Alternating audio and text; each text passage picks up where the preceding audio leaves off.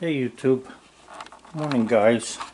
Well, you can see the temperature there is 34. It's been 34 since last night, and we're getting a lot of we're losing a lot of snow from melting.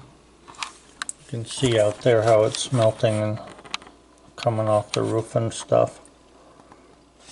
I would say there's probably between like 6 and 8 inches in the woods yet, but it's melting pretty quick. Now, the temperature I saw on the news is supposed to go to 13 for a couple days, so that's going to stop the melting. But our driveway, on top of the ice that's there, the ice isn't melting quickly, but on top of the ice there's water, so that's going to make it even slipperier if it freezes.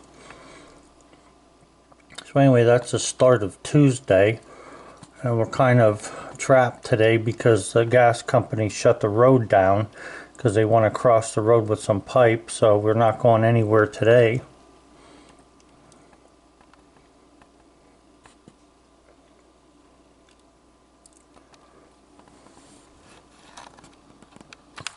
You can see there's a lot of water on the ice out there. It's still hard, you can't plow it or anything because it's really hard ice, but the top of it's starting to melt. But you can see that it's not really going anywhere. It's not evaporating very quickly. So this is going to be worse than it was before if it gets really cold now. Okay guys, so those of you who are keeping an eye on how I'm making these, now this is 16 gauge steel here. So what I have here is, that would be the bracket that holds it. Okay, so this is going to be the top plate, and this is 8.5 inches long. You need the 8 inches to be, or you need a clear 8 inches plus. So we go with 8.5. So I'm going to weld these on the sides of this. Okay, so this will be like a big U shape. So once that's on there, we have the U shape, and then I have some 1/4 inch bolts. I'll just show you with this for a second.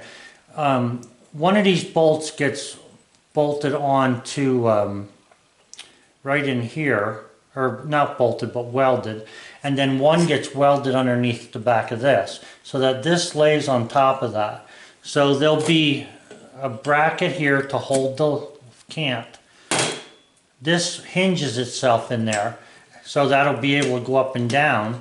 Okay, and then in here, when I weld these two sides on, I cut pieces out here, and then I have a 1/4 inch by 3/4 inch key that works in there to give you that 1/2 inch down to 1/4 inch bevel siding.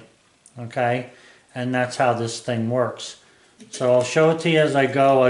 I've made a couple videos showing this before, and I still get people asking me questions, so I'll just keep making the videos, you know, different ones until people get it. But if you want to make your own, they're not that hard to make.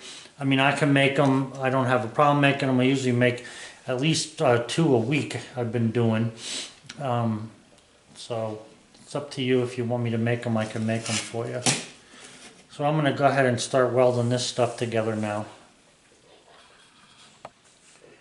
So one of the things when it comes to welding this, you have to keep this all square, and welding this on here increases the strength of this thing substantially. Okay, so once I weld that on there, and I can do that with the MIG welder really good with this 16 gauge stuff, it makes this really strong.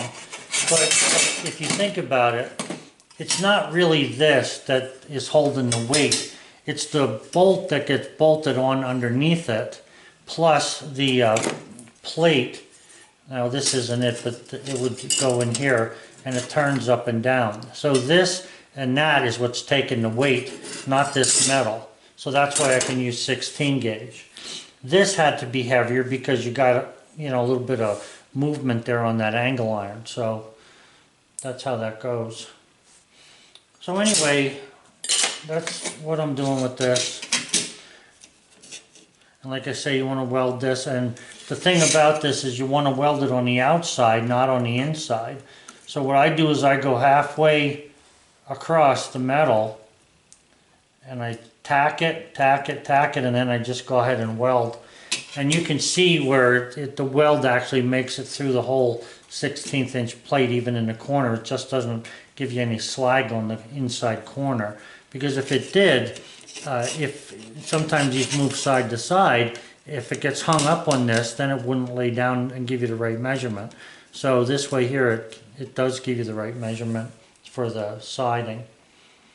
It sounds complicated, it's really not. It just, the part about bringing it up and down, the hinge part is, I think, was actually ingenious, because that worked so well. And then the part that I use here to adjust it seems to work really well too. So, alright guys, I'll be back to you. Okay, so now you can see how that top piece is going to be there. Shaped like a U. Let me just see what you're looking at. Okay. So then that U shape will be going over top of this. Okay. Now what I need to do is take, and I'm going to weld a 1/4 inch bolt inside here, right at the very edge. Now what that does is it makes like a hinge affair, and that hinge works really nice when you put another bolt on here. It just, like, the weight of the wood holds it in there. That's all you need. So we're going to put this on here now, and then I'll have to do all the welding and then grind that off nice, but I'm just getting it tacked together so you can see what it's looking like there. So I have the two of them done, that one and this one.